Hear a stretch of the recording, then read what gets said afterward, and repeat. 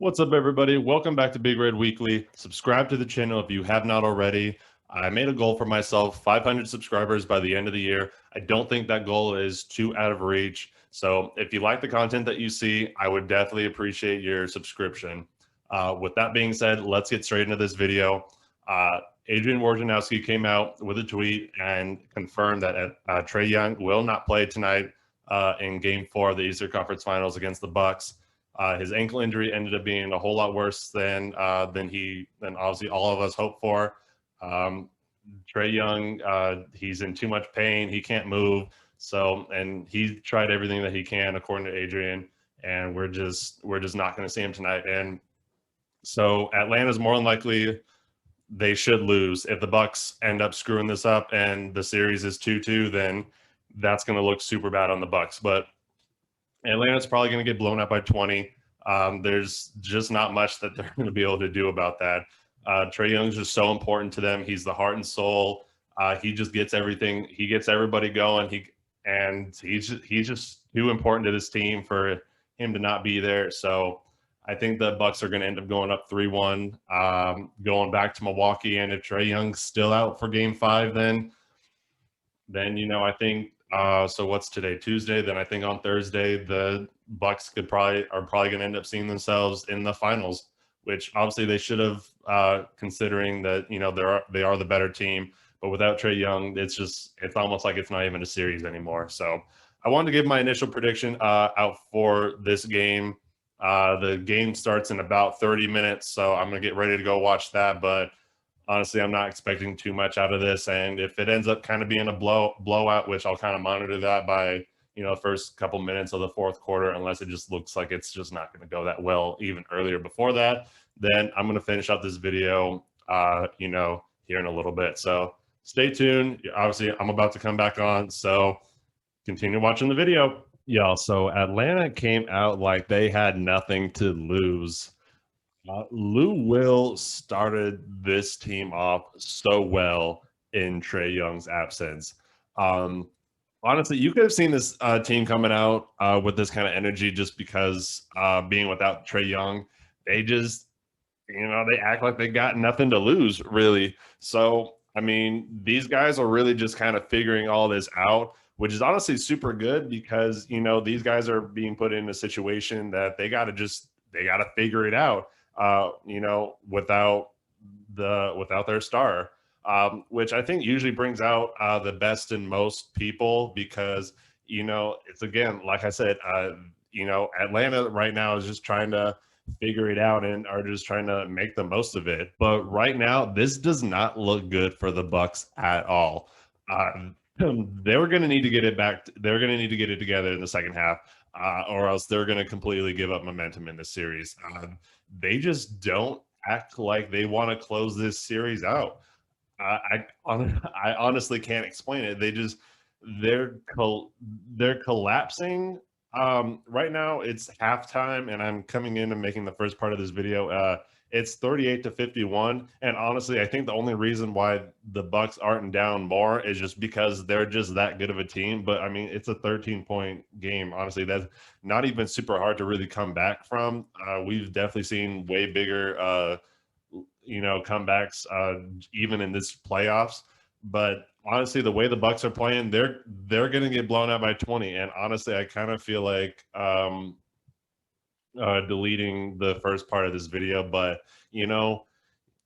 I gotta roll with it because that was my prediction. But I mean, how are you gonna predict that the Bucks are just gonna completely just not care? Like that's just kind of just what it seems like. The Hawks look like they want to win the series and like they want to go to the finals, and the Bucks are just, I don't know. I can't explain it. PJ Tucker started the Bucks off fine. He's been struggling a lot on the offensive end, but he had like 8 quick points. I don't know what he's got right now. I don't know if he's gotten another bucket since then. The Hawks defense, they have committed to stopping Giannis way more than they have this entire season. This is the best that the wall has been. They've been making it super difficult for him. They've been knocking the ball out of his hands. They've just been just putting their body up to him. and just telling them, you got to go through us. If you're going to get a bucket, you got to go through us, or you're going to commit an offensive foul, something. But Giannis has not been looking that comfortable so far in this game. If the Bucks want to win, Giannis is going to have to figure it out because the I think the Hawks are okay with letting Chris Middleton and Drew Holiday beat them.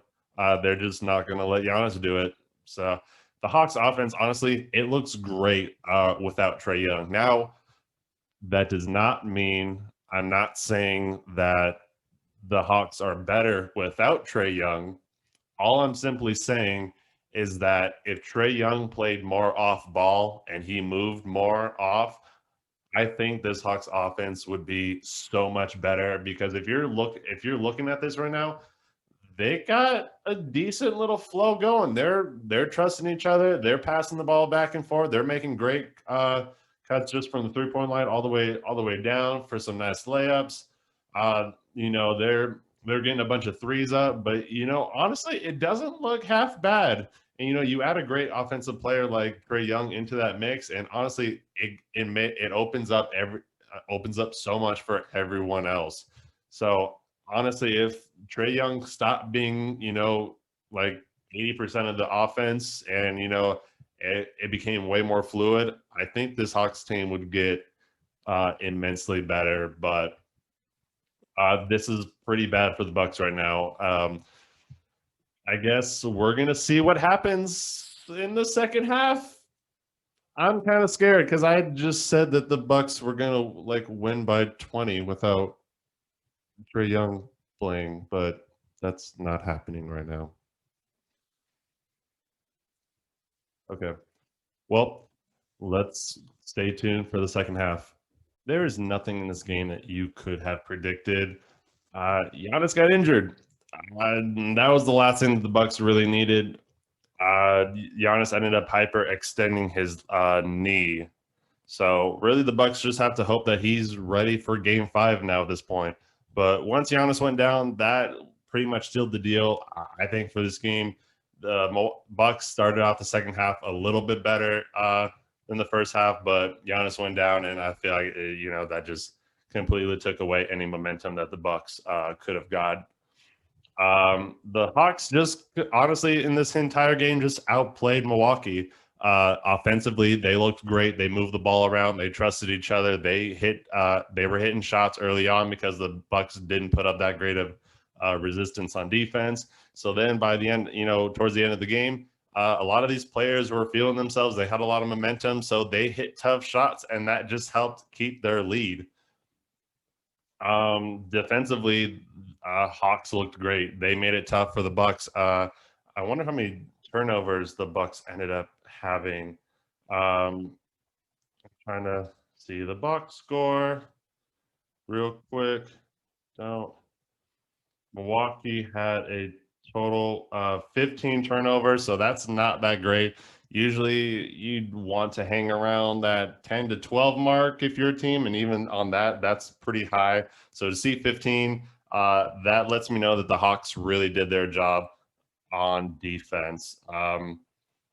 They just, like I said, Hawks just completely outplayed the Bucks. There was a 25-point lead at the end of the third quarter, and I'm completely eating my words. I said that the Bucks were going to win by 20, and that was a complete lie. The Hawks ended up winning by 20. Literally the exact opposite happened. Bogdanovic had a great game. His best game of this series, maybe the playoffs. I don't remember how well he's played in the playoffs. So, but definitely for this series, amazing performance. Lou Will kept up that streak, that nice little spark in Trae Young's absence, like I was talking about before. Cam Reddish played some great minutes off the bench. He hit some big shots and even some contested shots he hit because again, the Bucks didn't put up any resistance at the beginning of the game, so Hawks were feeling it towards the end.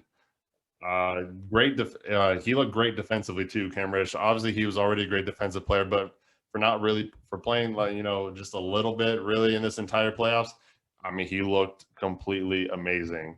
So he's definitely going on from after this year. He's definitely going to see an increase in minutes, and hopefully he can definitely be a part of the rotation of some, deep playoff rotations, after this year. Just great overall team play by Atlanta. Atlanta ended up having 6 players in double-digit points, which I will read off right here in a second.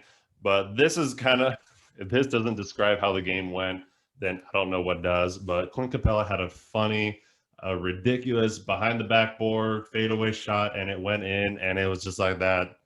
The Bucks might as well just wrap it up after that, because that pretty much just sealed the deal. If Giannis, I mean, Clint Capella shouldn't be hitting that shot. That's just all there is to it. So let's go look at the stat lines real quick. Milwaukee, nothing amazing. Drew Holiday with 19, 5, and 9. He shot horribly. Chris Middleton with 16 points. He shot horribly. Giannis had 14 before he got injured. He was shooting pretty efficiently. He just wasn't that aggressive. And that was really it. Over on Atlanta side, Kevin Huerter had 15. Kevin Huerter had a nice balanced game with 15 points, 6 rebounds, 7 assists. Lou Will, 21 points, 8 assists. Bogdanovich had 20 points. Clint Capella had 15 points, 7 rebounds. With a couple of those were offensive rebounds too. Cam Reddish with 12 points, and Gallinari with 10 points. The Hawks look great. If the Bucks don't end up getting Giannis back, I fear for the Bucks. I fear for them a lot. They just didn't look good today.